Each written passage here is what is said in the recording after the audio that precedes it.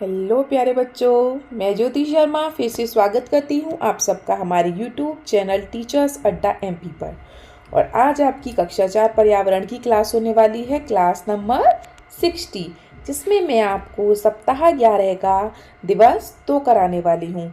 तो दिवस 2 शुरू करने से पहले बेटा, जो बच्चे हमारे चैनल पर नए हैं या जिन्होंने अभी तक चैनल को सब्सक्राइब नहीं किया है तो फटाफट से सब्सक्राइब कर लीजिए, क्योंकि यहाँ पर एक एक वीडियो पूरी डिटेल में मिलने वाली है और एक एक क्वेश्चन आप पूरा डिटेल में मिल जाता है।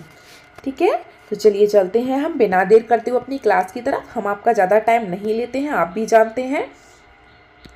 तो सप्ताह 11 का दिवस 2, वही हमारा पाठ चल रहा है, बदलते परिवार। तो आज हमारा अभ्यास क्रमांक 1 क्या कह रहा है आपसे? सही उत्तर चुनकर लिखिए। बदली होने पर नहीं बदलते। जैसे आपका पापा का कहीं ट्रांसफ़र हो गया, ठीक है, जैसे पापा आपके भी भोपाल शहर में नौकरी कर रहे थे लेकिन उनका अब इंदौर ट्रांसफ़र हो गया।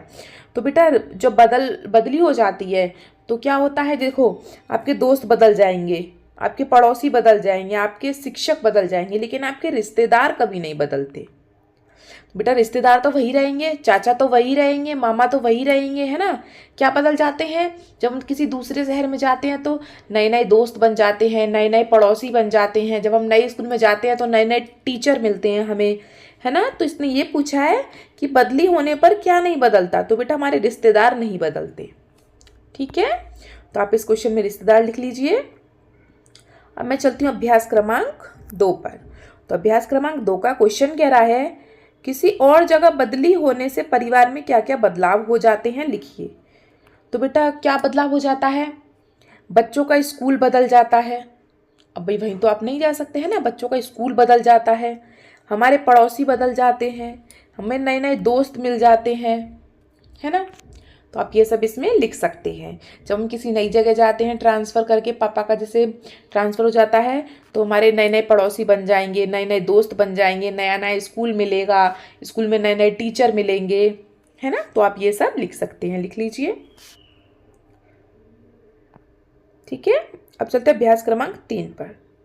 आपकी कक्षा में कोई नया बच्चा आया हो, जैसे मतलब उसका बच्चा बदली हो के आया हो, तो आप उसके साथ कैसा व्यवहार करेंगे? तो बेटा हम क्या करेंगे, हम उसके साथ अच्छा व्यवहार करेंगे और प्रेमपूर्ण व्यवहार करेंगे। कैसा? ये मतलब उसके अच्छे, हम उसके पुराने दोस्तों की तरह उसके साथ रहेंगे। जैसे वो बेचारा नया नया आया है स्कूल में तो उसके कोई दोस्त नहीं होंगे, तो आप उसके दोस्त बनेंगे, उससे अच्छा अच्छा व्यवहार करेंगे, एकदम प्रेम से बोलेंगे उससे, है ना। तो उसे भी अच्छा लगेगा। ठीक है, तो ये कर लिया आपने क्वेश्चन सब बच्चों ने। तो हम अभ्यास क्रमांक 4 पर चलें। चलिए कर लीजिए, फटाफट से दोनों क्वेश्चन कर लीजिए, फिर हम अगले क्वेश्चन पर चलते हैं।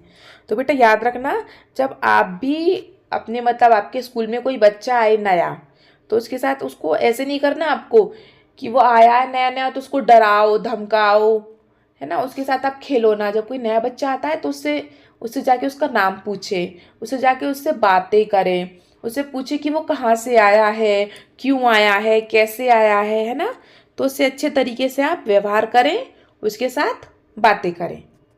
ठीक है, चलिए सबने कर लिया। ये वाला क्वेश्चन भी कर लीजिए आप, ऊपर वाला अभ्यास क्रमांक 2 वाला, और ये अभ्यास क्रमांक 3 वाला फटाफट से लिख लीजिए सब अपनी अपनी बुक्स में। फिर हम चलेंगे अपने क्वेश्चन नंबर 4 पर। चलिए, तो अब हम चलते हैं अपने क्वेश्चन नंबर 4 पर। अभ्यास क्रमांक 4। तो अभ्यास क्रमांक 4 बेटा आपका क्या कह रहा है? शेरिंग के परिवार में, आपने कहानी पढ़ी होगी तो वहाँ आपने देखा होगा शेरिंग का परिवार भी था एक। उसके पापा की बदली होने का मुख्य कारण क्या था? उसके पापा को बेटा जो ट्रांसफ़र मिला था उसका कारण क्या था, वो ये पूछ रहा है।